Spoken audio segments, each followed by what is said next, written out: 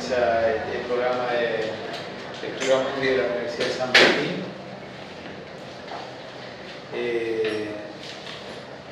Esta es, a pesar de la escasa concurrencia, nuestra conferencia más esperada, porque la idea del ciclo era casualmente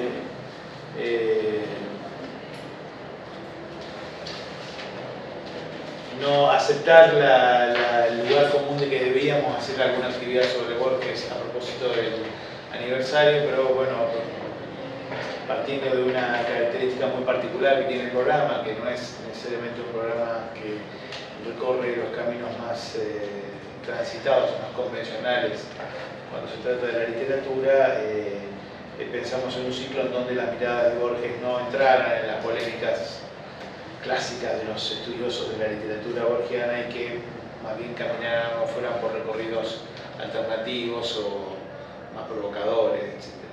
Hicimos un conjunto de encuentros y de charlas que nos resultaron muy interesantes, y esta, decía, es la conferencia más esperada porque tenemos finalmente a nuestro invitado, que es Sergio Micheli, que conocemos hace unos cuantos años y conocemos su obra y en particular su libro Saltos Porteños, su libro que entre otras cosas tiene un largo sobre Borges, que es una mirada, vamos a decirlo rápidamente, sociológica de Borges. Y hoy vamos a tener una conferencia que, si yo no me equivoco, se llama Borges en Sur. Entonces, para eso les presento muy rápidamente a Sergio, que es, les decía, es un sociólogo brasileño, en realidad estudió su carrera de grado en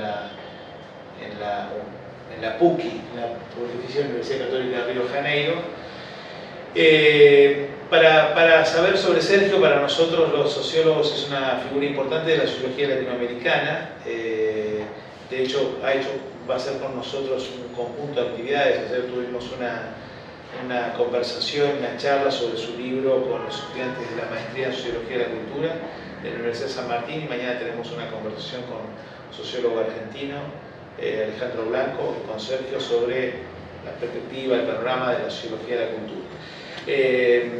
Decía, para conocer un poco más sobre Sergio, me resulta muy interesante sugerirles un artículo que es en realidad una reseña, o a propósito de este libro que les comentaba, Ensayos Porteños, el texto de Sergio sobre Borges, que apareció en la revista de Historia Intelectual que se edita en la Universidad de Quilmes. Un artículo de María Alicia Resende de Carvalho que se llama Sergio Micheli, Celebración de una trayectoria. Es un lindo ejercicio para saber de Sergio, y además para entender un buen ejercicio de una socióloga que en realidad, me contaba que hoy se dedica más bien a una especie de sociología cultural de la ciudad, de la sociología urbana, para decirlo de alguna manera, no en el sentido de la infraestructura, sino de la construcción, del desarrollo de una ciudad como espacio no solamente de vivienda, sino cultural y simbólico.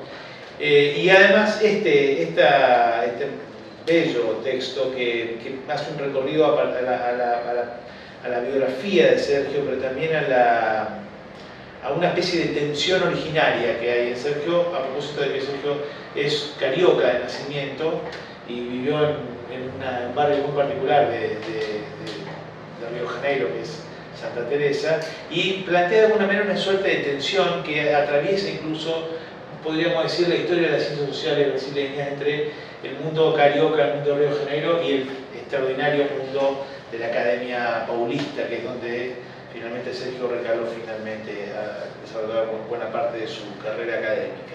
Entonces él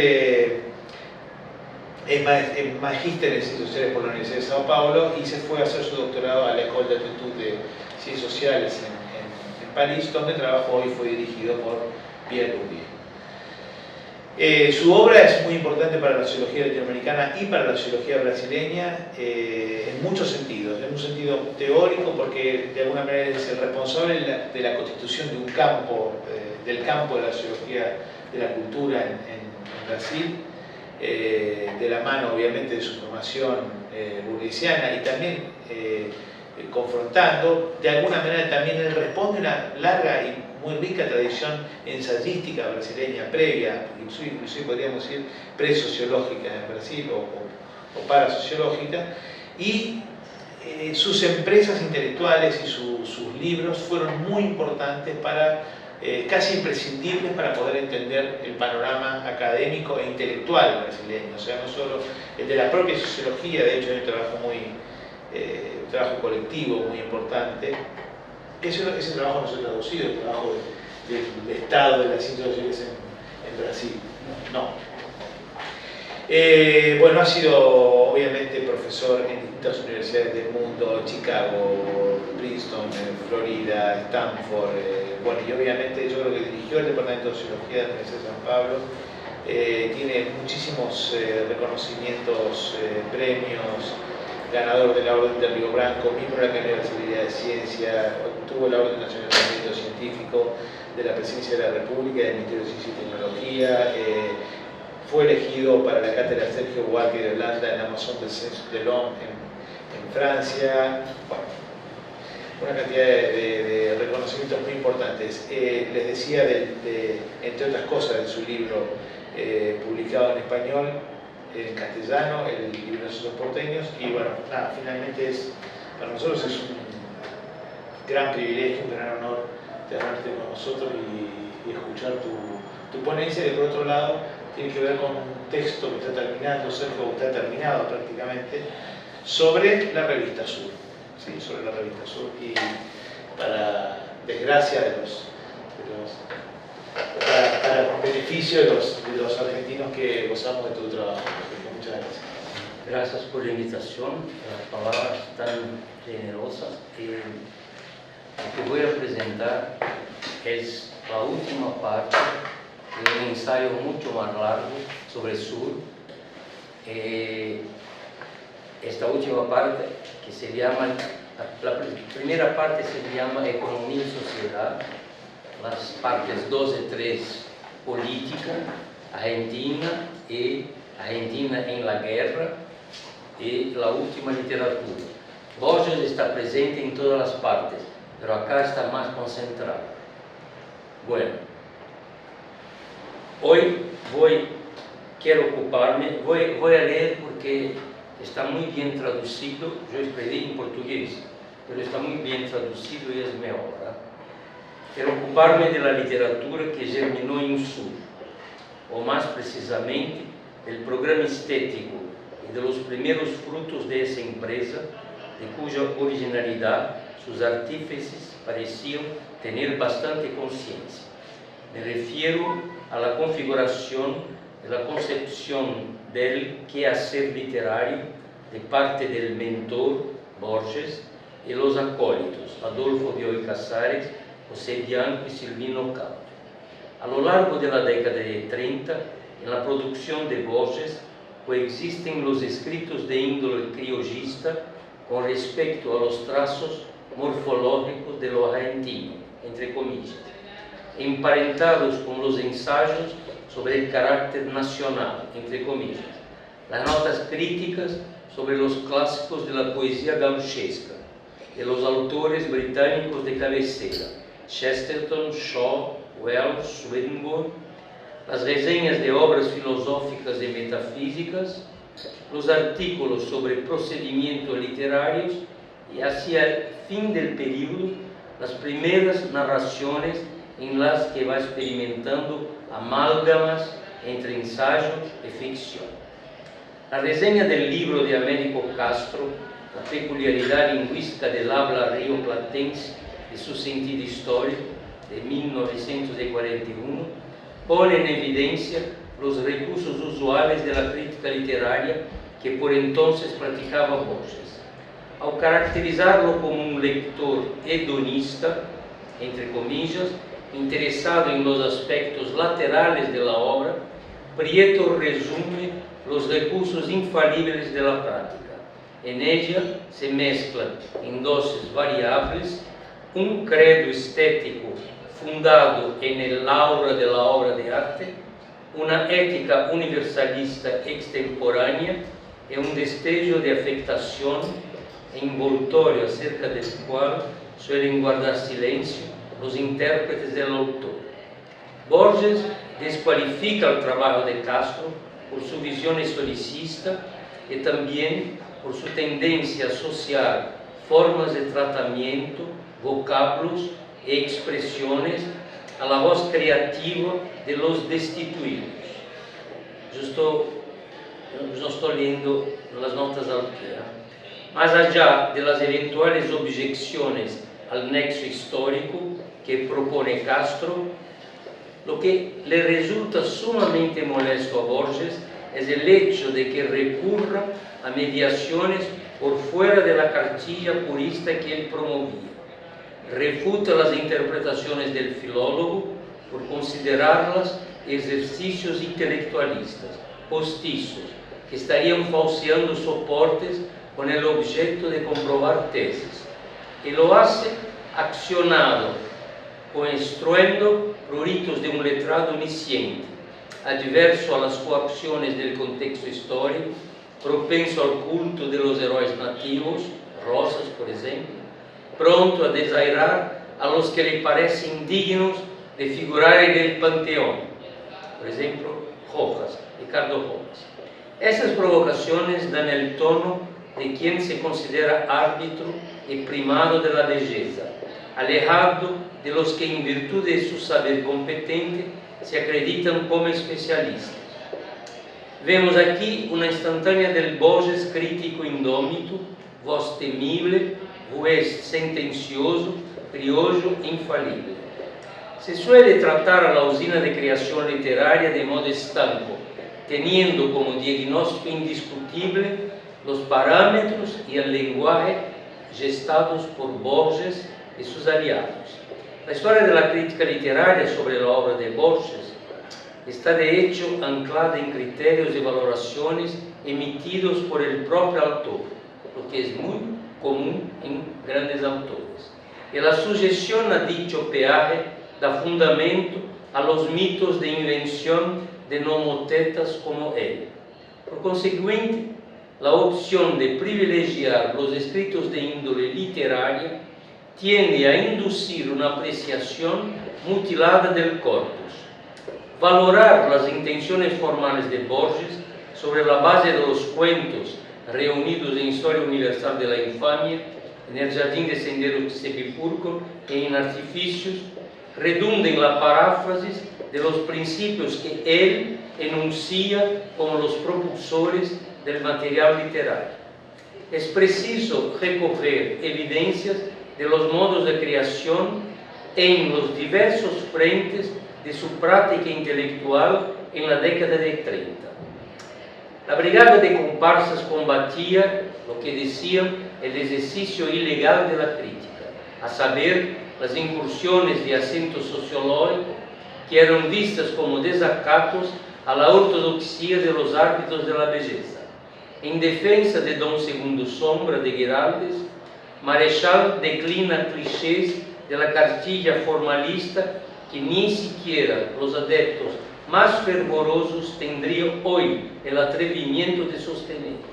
Si el juicio sobre la belleza de la obra de arte, su única razón de ser, es una intuición de orden suprarracional, un privilegio de pocos, la manera de detectarla consiste en mirar las cosas en el esplendor de su forma, entre comillas, esto es, en su hermosura viva e encarnada en la palabra. De ahí que sea absurdo percibir problemas sociales y económicos, forzosamente efímeros y contingentes, en obras de arte situadas en un dominio superior en la jerarquía de la humanidad. Los artículos sobre tópicos filosóficos y metafísicos han sido hasta ahora relegados, como si no tuviesen conexión con el oficio literario. Ahora bien, en mi opinión, esos escritos constituyen una fuente indispensable para la inteligibilidad de la visión del mundo en cuyos engranajes se fuera engendrando el kit de pensamiento estético y la práctica literaria, convertidos en distintivo de originalidad y de excelencia. Antes de explorar a ese Borges irracionalista y escéptico en relación con las contingencias que modelan el mundo social, vale la pena tener en cuenta tener en mente la coyuntura histórica de crisis aguda en los ámbitos nacional e internacional, en medio de la cual fue ganando terreno y tomando forma ese atelier de letrados, que terminó prevaleciendo en las páginas de Sur por encima de otros formatos literarios. Estoy me refiriendo al pedido de 31, cuando es creada la publicación, hasta 45, al fin de la guerra.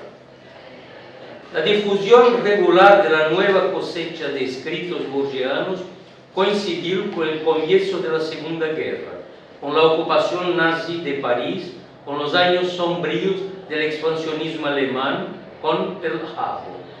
La obra literaria de Borges germinó en medio de la agudización del conflicto político e ideológico que la guerra había suscitado en las páginas de un periódico editado en la periferia por mecenas eurocéntricos y cosmopolitas, y en un país cuyos dirigentes políticos estuvieron entre los últimos del continente en romper con la posición de neutralidad, la cual de hecho equivalía a un alienamiento pro-Alemania.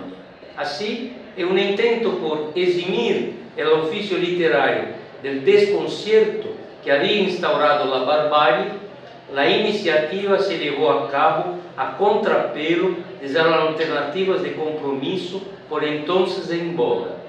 Dicha fantasía habría sido impensable en la tumultuosa situación europea de la época, ya que él hacía que incluso los escritores más convencidos de Laura o Valeria se vieran intimados a pronunciarse tanto en el plano literario como en el político. Ahora bien, no basta con situar el contexto de la guerra como el pulso de experiencias que de algún modo pueden rastrearse en el lenguaje literario. En lugar de ser un patrón universal al que ningún escritor era inmune, la guerra ponía en jaque las respuestas, ya sea de compromiso o de rechazo ante las orientaciones políticas confrontadas. La consagración internacional de la obra de Borges en la década de 50, comenzando por Francia, no tuvo en cuenta el contexto argentino en que ella fue gestada, lo que convalidó la doxa de la crítica literaria en torno del escritor innato y sus hazañas. Los nuevos escritos literarios eran materiales de juego e entretenimiento dirigidos a lectores selectos cuyos estereotipos poblaban los relatos en la piel de personajes excéntricos que eran casi como máscaras de clase hechas en yeso. La lectura placentera presuponía el dominio de la tradición literaria, de las cifras capaces de deslindar enigmas compartidos en el círculo de sociabilidad. El pacto de disfrute suponía un lector cómplice en cuanto a los patrones de gusto, amante de los extranjerismos, capaz de calzar la segunda piel del privilegio por merecimiento.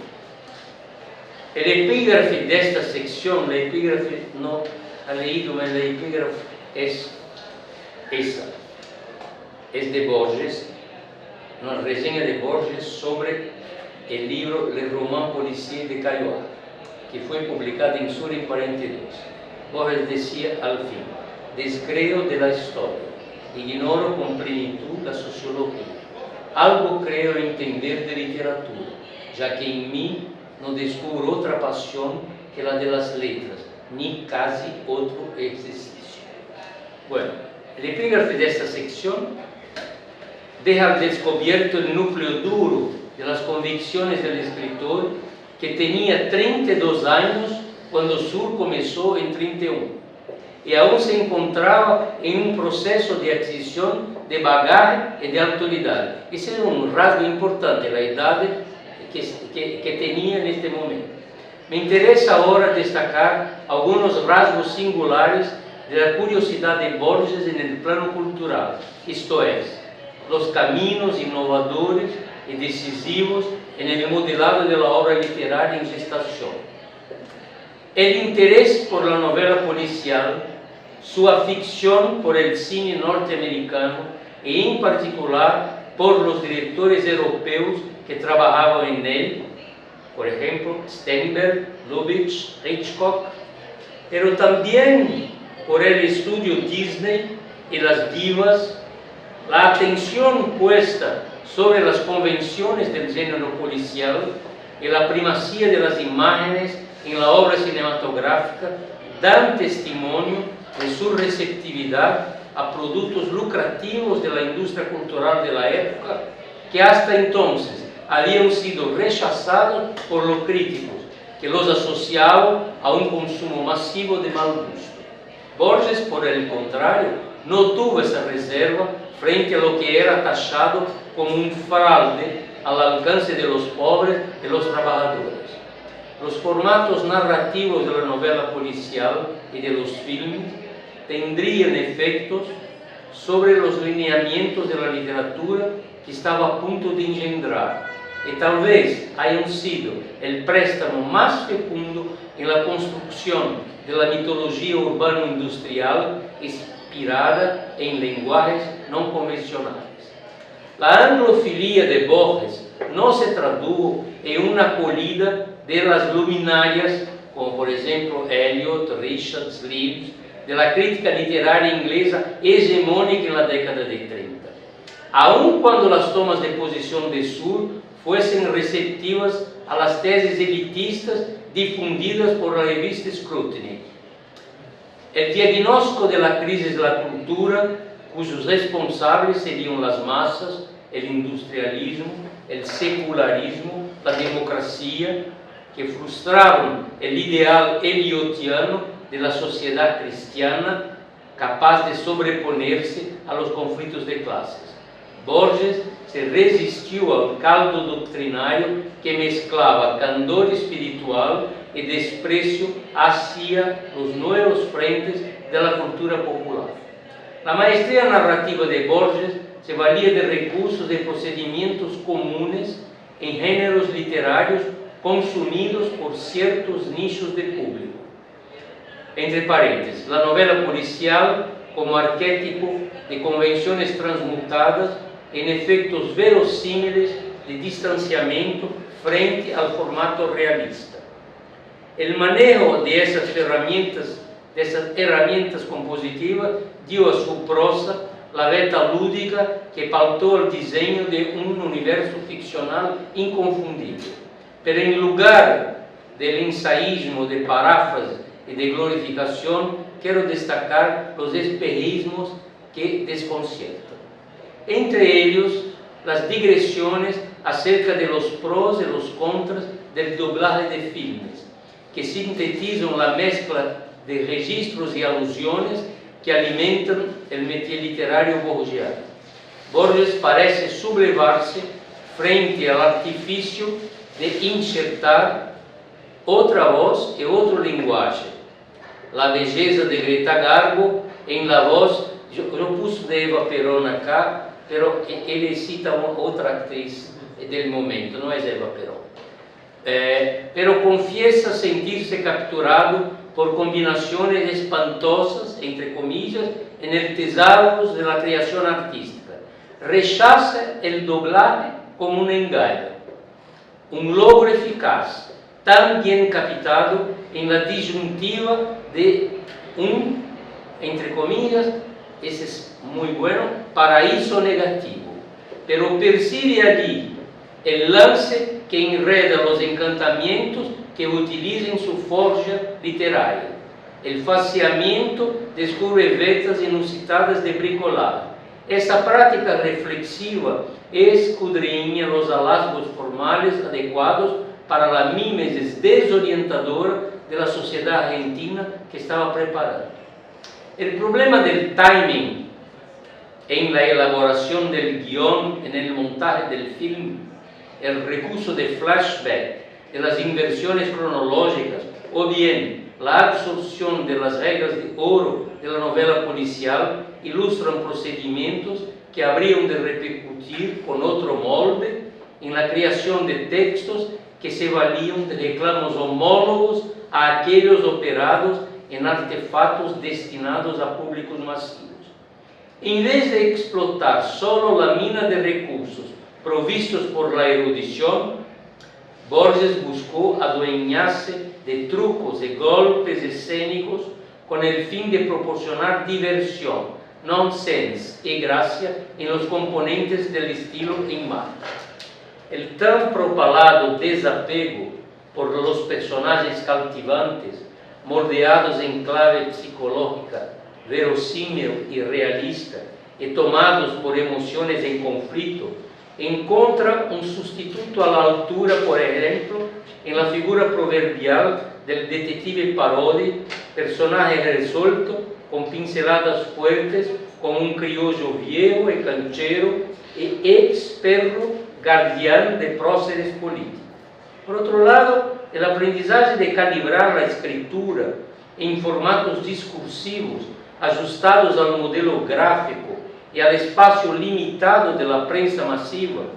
Estoy me refiriendo, por ejemplo, en la elaboración de los textos escritos en la misma época para la revista multicolor de los sábados, luego reunido en Historia Universal de la Infancia.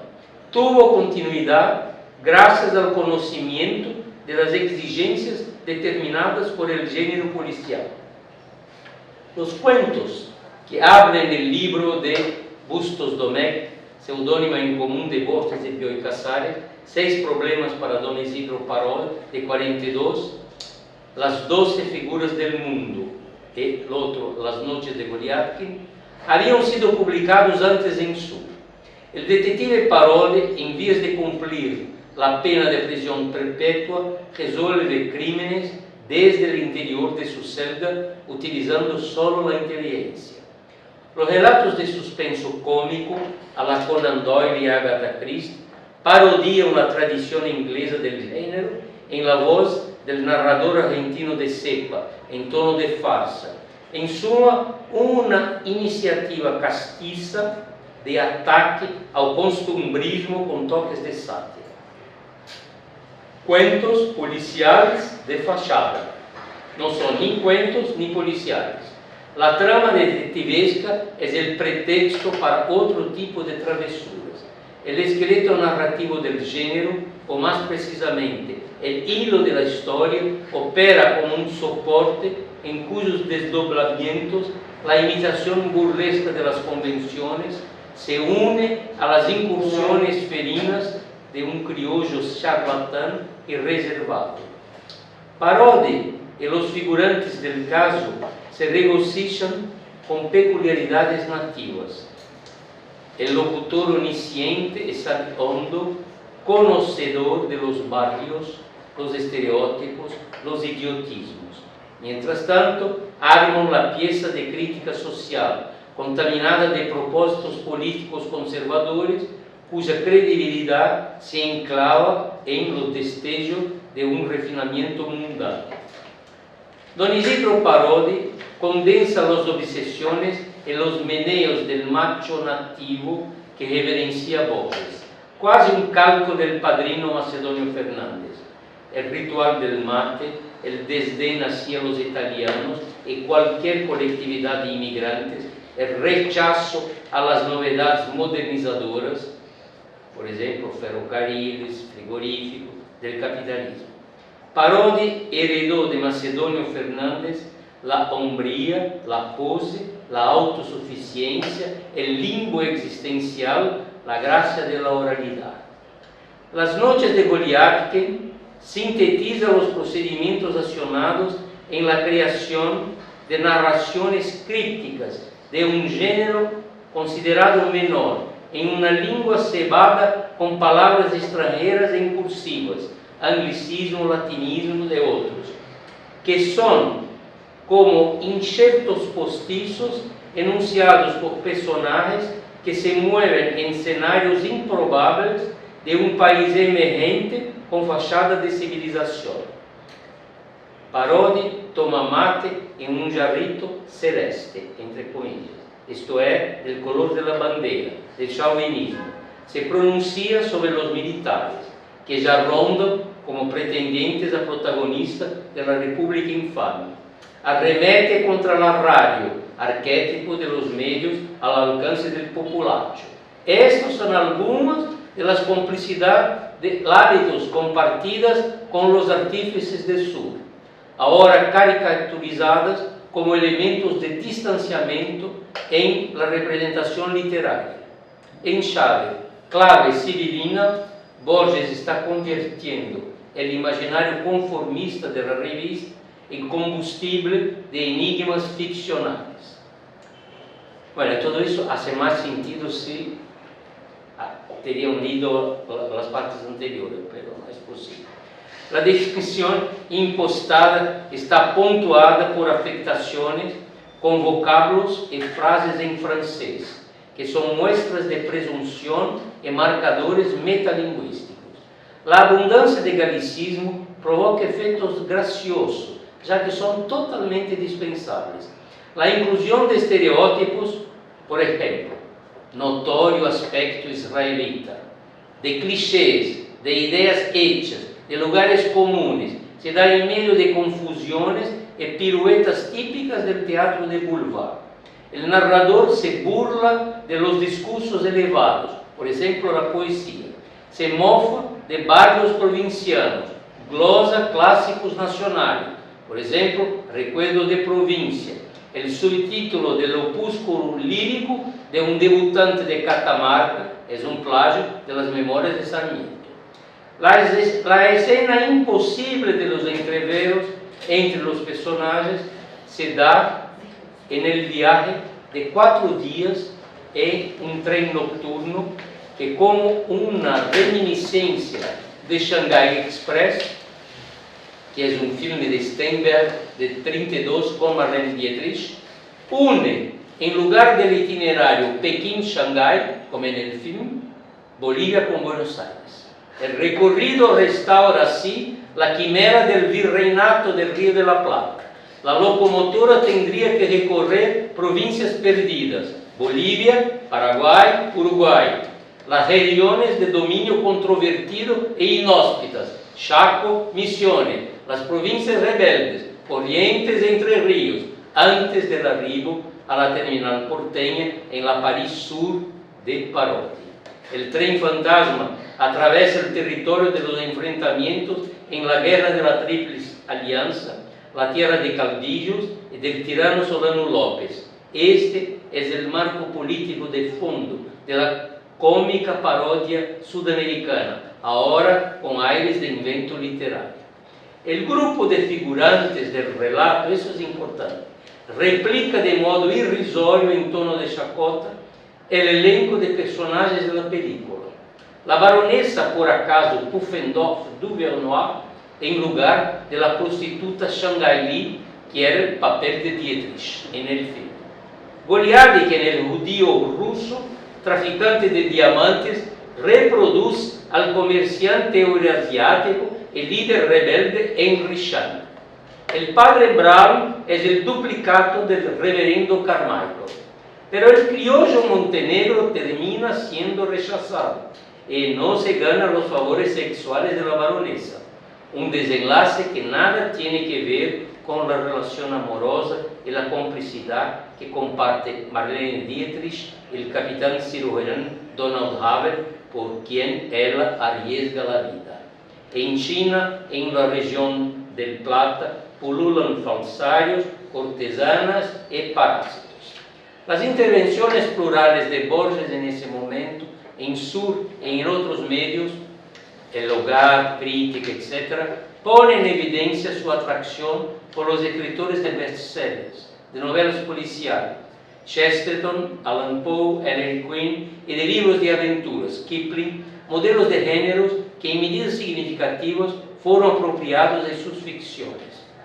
Forman parte del andamiaje de esos géneros populares el uso de nombres que remedan a personajes de la actualidad, la inclusión de palabras extranjeras fuera de contexto, la desacreditación de heróis, la cantilena de costumbres criollas en escenarios fuera de lugar, recursos que cautivan al lector culto, capaz de descifrar el entretenimiento para cuyo disfrute él, el autor, dispone de un repertorio análogo de subentendidos. Los ejemplos mencionados permiten valorar la vertiente creativa que Borges rastreó en la industria cultural, configurando así un modo de cataclismo literario inmerso en las convenciones mediáticas del capitalismo moderno. Otro elemento destacado del agenciamiento textual consiste en la mención reiterada en tono de broma de autores, obras, corrientes y lugares comunes de la vida literaria contemporánea, ya sea burlándose de los descaminos del saber práctico, alardeado por letrados, ya cometiendo contra la notoriedad espuria, ya simulando tropos e epifanías torpes. Pierre Menard, autor del Quijote, es el paradigma de una obra metaliteraria. La mixtura entre los recursos tomados de la industria cultural y los medios característicos de la erudición constituye la grif de la forma textual de Borges, que saca partido de esas fuentes por medio de tácticas astutas de distanciamiento y de deslizamientos que desautorizan al narrador en favor del escritor metteur en scène. Tales observaciones sintetizan el acervo acumulado por Borges mediante los préstamos de la industria cultural, que tal vez sea el apoyo de la voz literaria instigadora.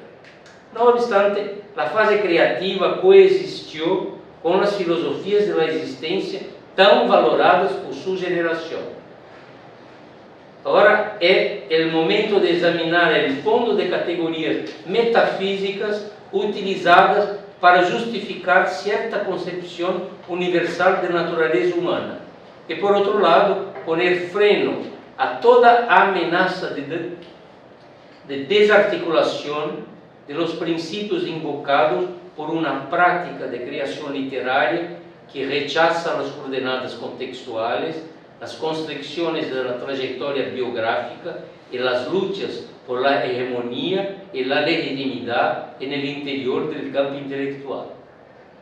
Mientras que los artilleros de la brigada enfrentan los asaltos materialistas de la sociología, todos sus comparsas, el sumo sacerdote ensaya el esbozo de la ontología base de los artificios, entre comillas, literarios.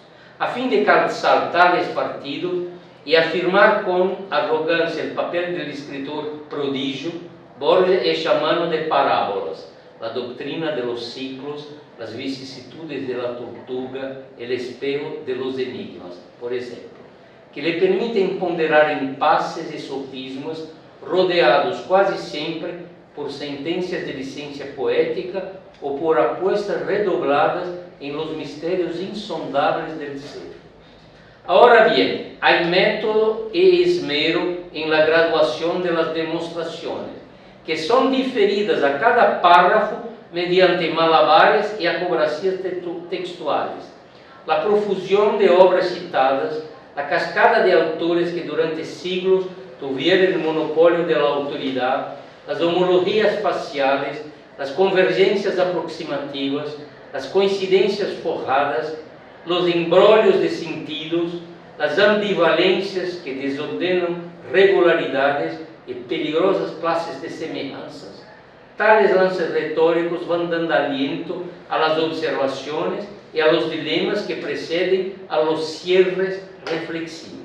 El lector es instado a engancharse a cada peripecia de razonamiento, saboreando pruebas, conceptos, avances y retrocesos en la argumentación, desvíos y abismos del pensamiento, para llegar estupefacto al epítome pedagógico que anida en la conclusión por medio de la cadena de sentencias con palabras doctas que llevan todos a forracero, al depósito de ideas universales, seladas por el autor con bellos adornos, silbidos cómplices y certezas de inicial. Las manifestaciones empíricas son expurgadas de modo de ofuscar la generalidad. Los títulos Historia de la Eternidad o Historia Universal de la Infamia despistan respecto del núcleo de la argumentación, que repele cualquier tipo de acceso a una comprensión contingente de la materia literaria. El empleo de los términos infinito, eternidad, regresión, busca desecar al sujeto reflexivo y llevar adelante el desarme de la figura social del autor. En la conmovedora necrológica dedicada a Lugones, Borges, en Sur, publicada en Sur, Borges disocia la creatividad metafórica de la paranoia política. Ele diz, la única nota de pie que voy a leer, lo esencial en Lugones era la forma. Sus razones quase nunca tenían razón. Sus adjetivos y metáforas quase siempre. De ahí lo conveniente de buscarlo en aquellos lugares de su obra no maculados de polémica, o en algún admirable cuento fantástico, o en aquel lunario sentimental, que es el inconfesado arquetipo de toda la poesía profesionalmente nueva del continente. Bueno, el obituario considera como una impertinencia cualquier juicio acerca de las sucesivas reconversiones políticas del poeta suicida, que pasó de socialista a demócrata y de allí a profeta reaccionario, invocando a los militares para la salvación de la patria. Resulta, por lo tanto, inviable comprender los sentidos de la estética borgiana en germen sin recuperar los ropajes de la creencia en la rueda de la fortuna metafísica, movida por el azar, tendente a la repetición, a la circularidad, al eterno retorno.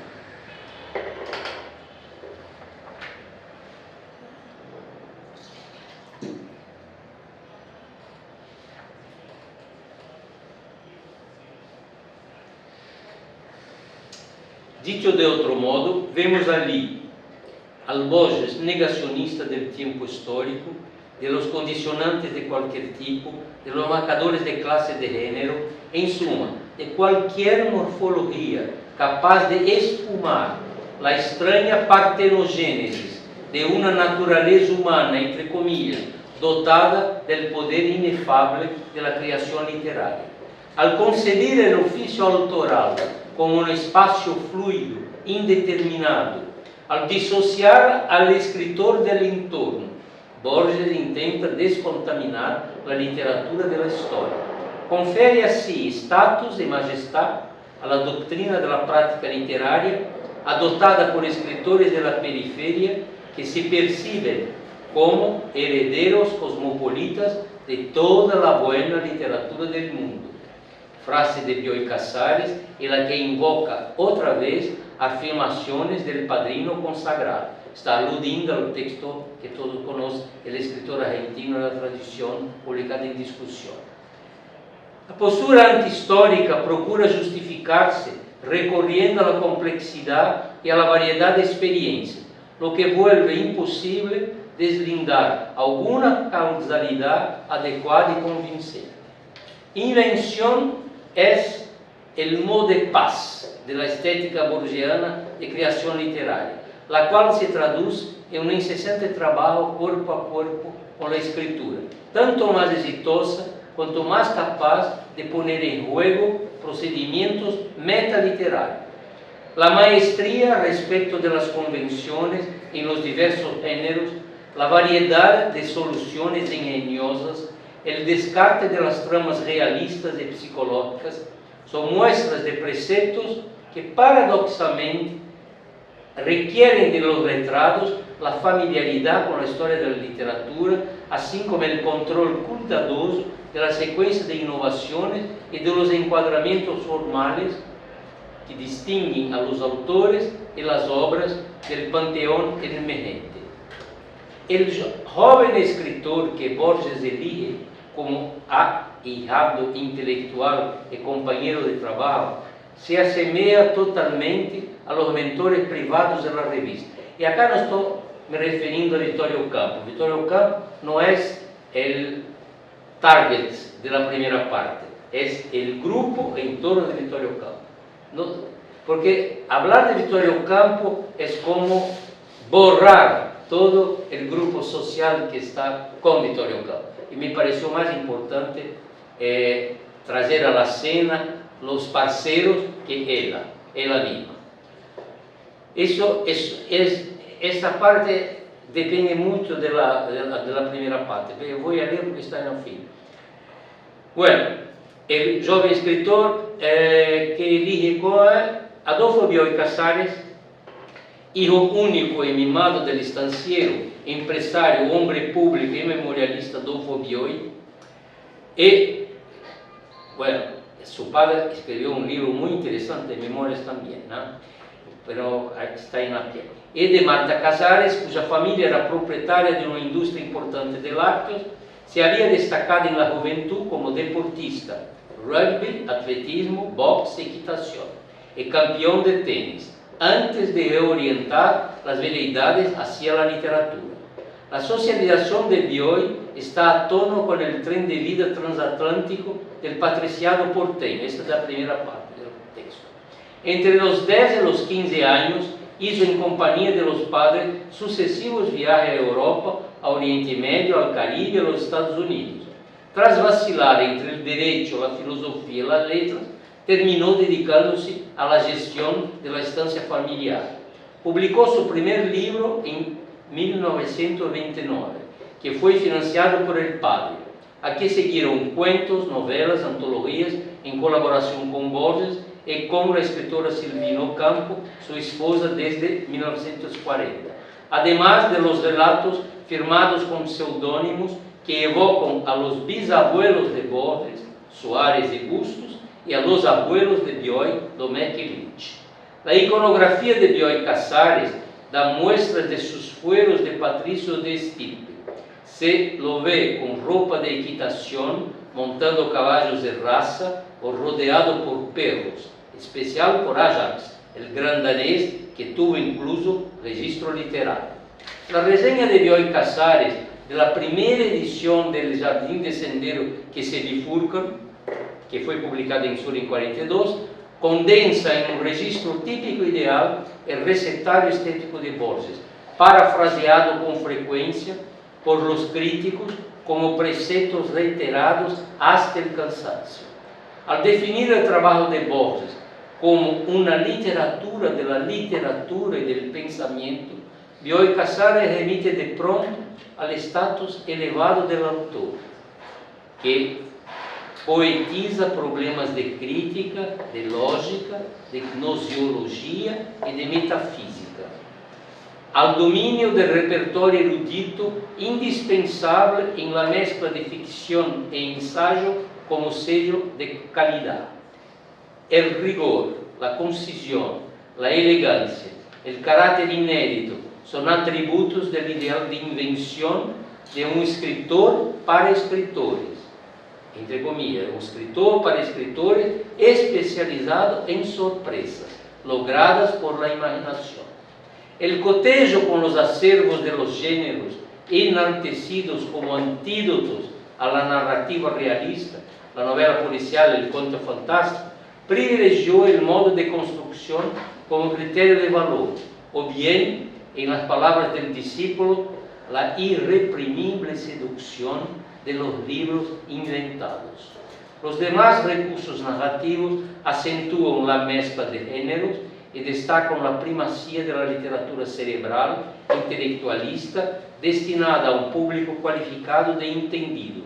Solo os leitores expertos tendriam a atitude necessária para distinguir personagens reais de fictícios, calibrar a autoridade concedida a las voces de los narradores, ou usufructuar as delícias de la erudição desembolsada. As citas, as notas al pie, as dedicatórias, os nomes próprios, os perfis biográficos, os catálogos de obras, as bibliografias, os títulos e os laureles acadêmicos, as filiações institucionais prestigiosas dão cuerpo al manojo de alusões históricas em tren de broma. La plétora de glosas, de despistes, de señuelos, de bromas pone en evidencia el capital del autor y al mismo tiempo enmarca la comedia humana en clave irrisoria, orquestrada por el gran maestro vidente que finge sustraer-se del mundo contingente. La resenha de Bioy pretende indagar, al final, se é possível considerar o livro representativo, entre comillas, de uma época, de um lugar, de um autor, pero pronto se apresura a desqualificar a los que hacen esse tipo de perguntas, como eu, como gente que tem aversão por la literatura e só está interessada por hechos políticos, sociais e sentimentais. É aqui o epítome da defesa da literatura de Borges, que por la mediação de Sur levantou vuelo e afirmou sua legitimidade no firmamento da República Mundial de las Letras. Gracias.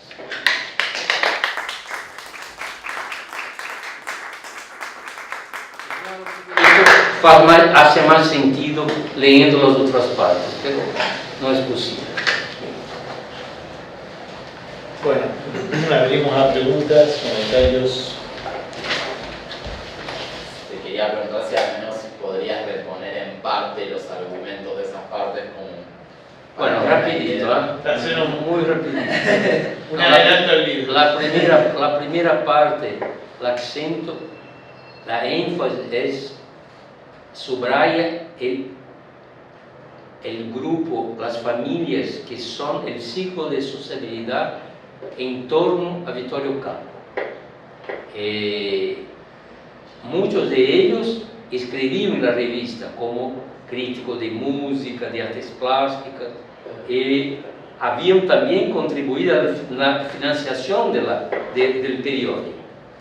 Bueno, muestro con mucho detalle quiénes son socialmente estas familias. Son familias de coleccionadores de obras de arte, de directores de museos, son familias de una élite cultural porteña, pero también con mucha plata. No son solamente una élite cultural, son una élite económica muy significativa. Y toda esa demostración es importante porque pone en relieve los aspectos gráficos y compositivos de la revista. Porque todo eso está sincronizado. Esta es la primera parte, que es como 25 páginas, sobre esas figuras. Era una especie de historia social del grupo de financiación de Sur. Pero no solo de financiación, muchos de ellos escribieron la revista. La segunda parte es Sur y la guerra. Eso es importante porque todas las peleas políticas en Sur tienen que ver con las reacciones suscitadas por la guerra de España. Y ahí hay, bueno, la tesis que yo sostengo en el texto es que lo que nos preocupa a Vitória, Eduardo Maché, a todos los dirigentes de la revista, es el hecho que ellos están publicando autores católicos y haciendo competición, concurrencia con las revistas católicas. Y esta pelea es una pelea decisiva para el Sur. Es decir, la gran pelea política e ideológica es esa. Porque, en verdad, las revistas católicas habían publicado Maritain, todos los autores católicos de Sur, antes de Sur. Intento aclarar este contención, esta pelea. Entonces, eso es una parte importante de la política para mostrar un poco por qué la revista está tan empeñada en mantener un liderazgo ideológico de la élite porteña. El liderazgo en términos muy conservadores, católicos, de una perspectiva política más convencional. Bueno, la revista Victoria y todos los otros Borges son contra los nazis, eso todo es claro, pero eso no es el centro del problema. Si nadie pudo hacer Dale. Sí. Estoy haciendo trabajar mucho. No, quisiera si podés volver a hablar un poco, no me terminó de quedar claro, cuando mencionabas el uso más estratégico del policial, que decías que usa el esqueleto, por ejemplo, en los casos de Don Isidro Parodi para exacerbar cierto nacionalismo, porque sí es propio de esa ideología de la clase dominante argentina. Si podías retomar un poco eso, No, que eso, no me terminé de cerrar la idea. no, la idea de esta parte es mostrar dos lados de Borges. Hay un lado, digamos, muy convencional, muy en sintonía con la ideología dominante de la generación Schopenhauer, todos esos pensadores, este Borges metafísico. Pero no creo que eso sea el Borges más interesante. El Borges más interesante es es el Borges que está utilizando contra policiales, los filmes, está no solamente utilizando, está pensando, porque escribió mucho sobre cine. Durante muchos años era prácticamente el crítico de cine de la revista, del periódico. Y hay más de 100 artículos de él. Sus ideas sobre el cine son muy importantes para comprender lo que está haciendo o que va a hacer en ficción. Entonces quiero mostrar los dos lados, que hay un lado muy creativo, de mucha invención, que está reflexionando sobre esos, digamos, géneros de la industria cultural, es verdad, son géneros que están impactando la cultura erudita, y él está reaccionando no en llave reaccionaria, no se pone de acuerdo con los ingleses que refutan la industria cultural, no es como Eliot, que se pone de relieve como si la industria cultural fuese basura, no es eso, y eso es muy interesante, porque digamos, no era el diapasón dominante en la época.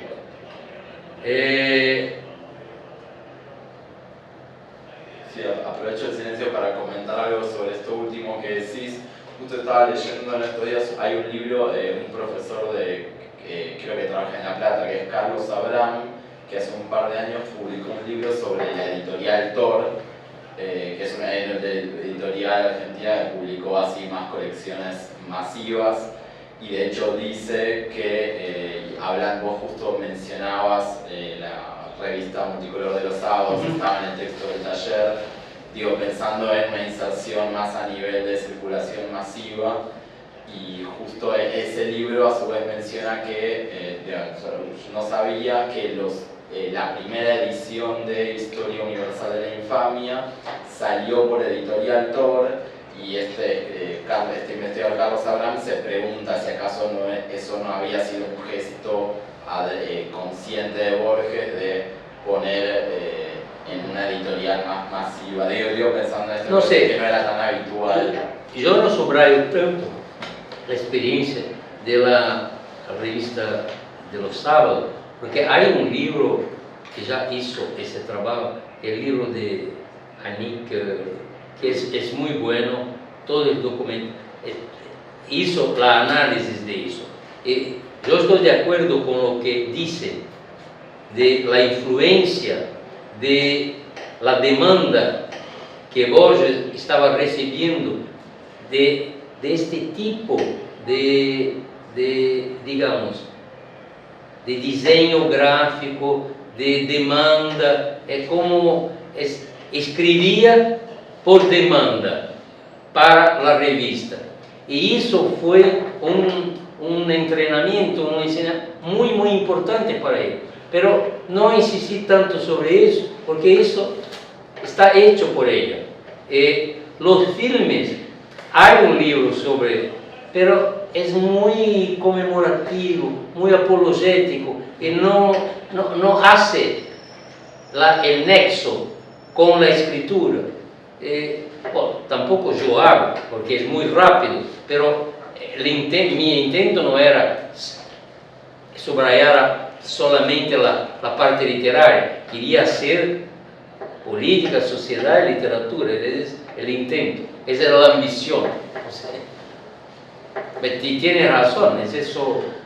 Quizás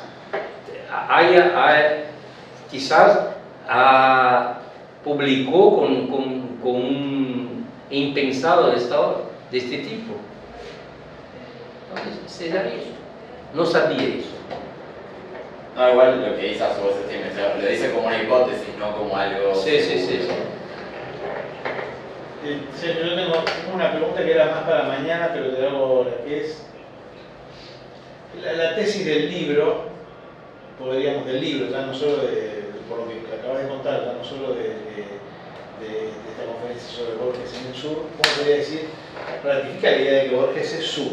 Borges no es un sujeto distinto del sur, forma parte de ese conglomerado, de esas relaciones entre autores y de esa clase social. Sin embargo, cuando trajimos a Graciela Montalto, la tesis de Graciela en la ciclo de conferencias es: él es el único de esa generación y de ese grupo que entiende el proceso de la sociedad de masa que surge después de la Segunda Guerra Mundial, básicamente con el peronismo en Argentina, y es el único que tiene una estrategia para seguir siendo un escritor, un escritor muy leído, un escritor muy conocido, un escritor que se mueve bien con los medios de comunicación. Y de hecho, esta cosa de escribir en la revista multicolor de los sábados, o poner un aviso en el diario para dar un curso para señoras sobre historia del arte. Sí. Hay un dato que yo no sé si es relevante, pero me da la impresión de que Borges es el único que no tiene un pasar económico garantizado. O sea, Piglia dice incluso, Borges necesitaba la plata, o sea, tenía que dar un curso para una señora y iba los jueves a la tarde porque necesitaba el dinero, no tenía una dote proveniente de una herencia familiar que le hubieran permitido decidir, bueno, yo no puedo no trabajar, etcétera, etcétera. Esto pensado como un móvil que lo lanza hacia afuera, de ser quizás incluso como el descendiente de una clase que efectivamente luego tuvo muchos gestos decadentes, digamos, en el sentido de una aristocracia que fue, digamos, amasada incluso por la burguesía emergente. No, ya planteaste tantas cosas. De 40 años. La primera pregunta es... Son tantos problemas. La primera pregunta es si vos crees que hay algo del rasgo de su propio condición material que hace que él pueda superar esa etapa. No, vamos a la primera parte del planteamiento. Eso que yo pienso que él estaba interesado en la industria cultural en este género. Eso es verdad. Ahora, no tenía una reflexividad que estaba sabiendo lo que estaba haciendo, nada de eso. Eso es una invención. No hay nada en los escritos que comprueban eso. Eso es una invención. Lo que estás proponiendo de relación entre, que estaba muy apurado por constricciones, necesidad de plata y todo, es verdad, pero conociendo cómo funciona acá la vida literaria, que es, no había en aquella época posiciones del Estado que pudiesen garantizar nada, tenía que responder a todas esas demandas. No tenía cómo hacer de manera diferente, pero no creo que se pueda crear porque él estaba intentando en este momento muchos géneros diferentes. No estaba definido lo que iba a hacer. Hay críticos que trabajan sobre Borges como si Borges estaba pronto y acabado. No es así. Hay una germinación. Hay la década de 20, Borges muy nacionalista, sobre él yo escribí, en los ensayos, en la poesía, en los 30, es una fábrica, eso es una usina de qué hacer literariamente. No sabe o qué hacer, hay muchos caminos, está intentando, está... tal vez sepa mejor lo que no quieres hacer de lo que va a hacer. Y pienso que por esas razones que la mayoría de la crítica sobre Borges no se interesa por este momento, porque es un momento muy heterogéneo, muy heterónomo,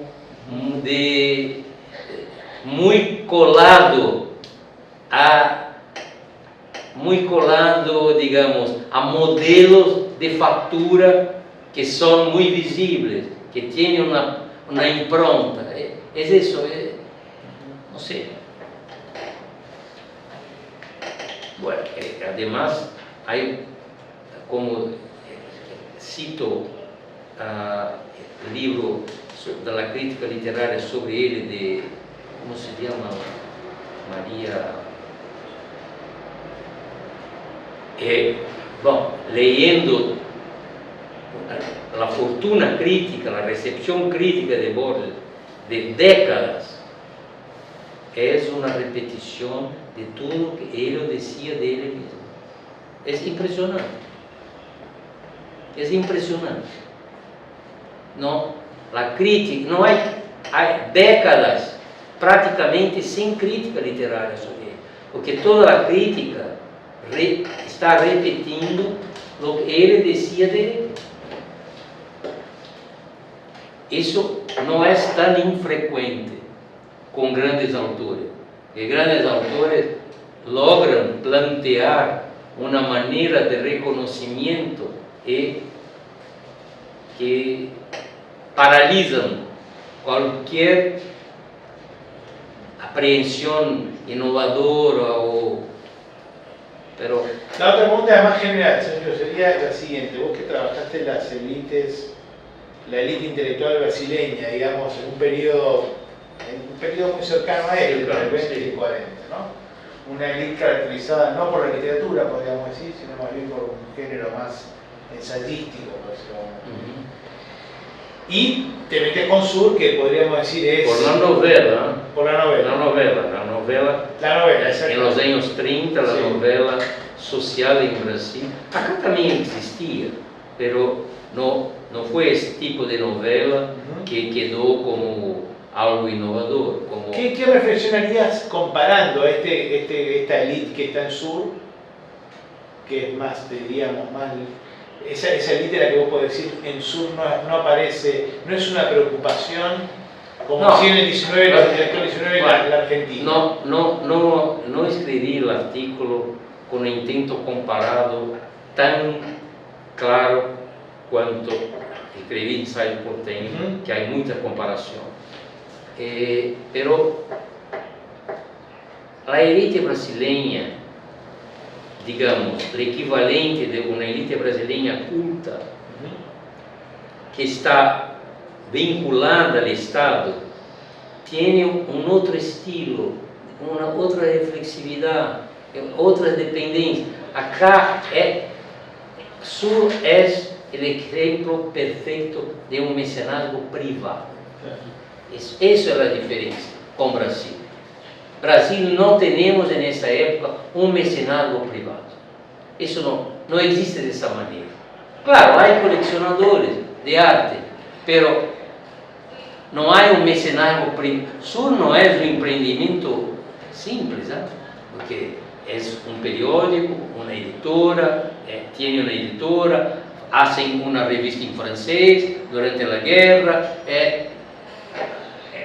Es una inversión muy importante. Hicieron un montón de traducciones muy importantes. Es un paragón de actuación. No es tan... Eso, tú no puedes...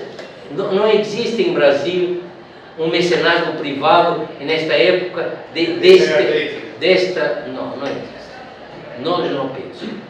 Existem famílias cultas, ricas, que estão involucradas na atividade cultural, certo? Oswald de Andrade, grande vanguarda, é uma família muito rica, milionária mesmo, pero ele não criou um mecenazgo desse tipo. E isso tinha a ver com a situação social, política, porque os argentinos, eu creio que resistem muito a imaginar que há classes na Argentina. É um problema grande isso, porque se cree, não sei como, isso estava dizendo ayer, não, é um país literário, e não é um país que está muito interessado em análise ensaística. É o equivalente, nos anos 30, Brasil tem Gilberto Freire, não Martínez Estrada, não Scalabrini, tem Caio Prado, Sérgio Buarque, são gente que são já historiadores, que estão atentos aos dados, é diferente. E com isso não estou dizendo que é melhor ou pior, são formas diferentes de elaborar um diagnóstico da sociedade e de se ver. Porque a cultura é isso, não? É um modo de se ver, de se entender, de se representar, de se exprimir. Bem, se eu não quero, eu penso que minha tarefa sobre Borges está terminada. Porque sobre o Borges ficcional consagrado há muita coisa. Não é necessário. Não, o problema é que queria dizer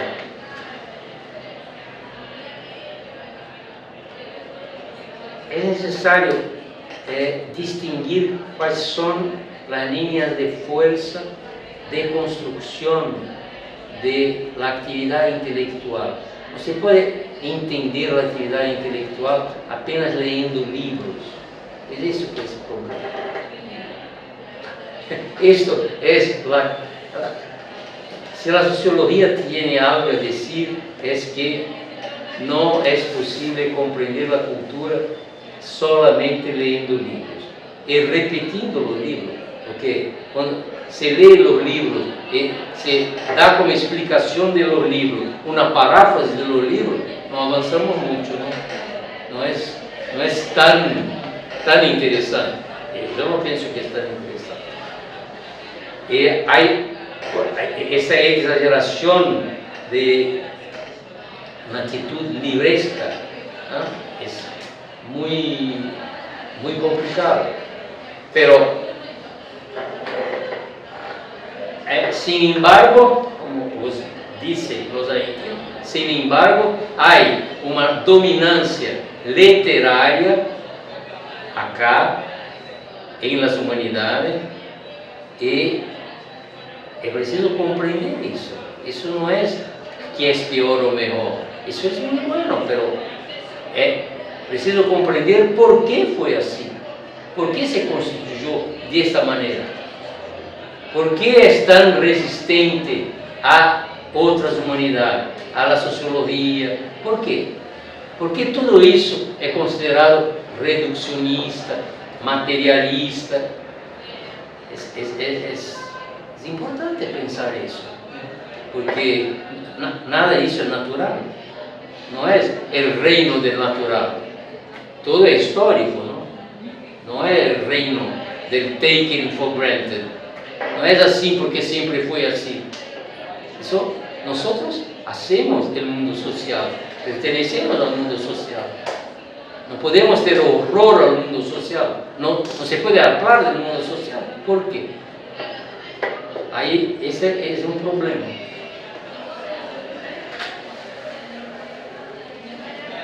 Pero eu sou sociólogo, estou defendendo a mim. Tu gremio. No, esto es broma, pero muchas gracias por tu invitación. Espero que tenha sido interesante. Muchas gracias. Bueno,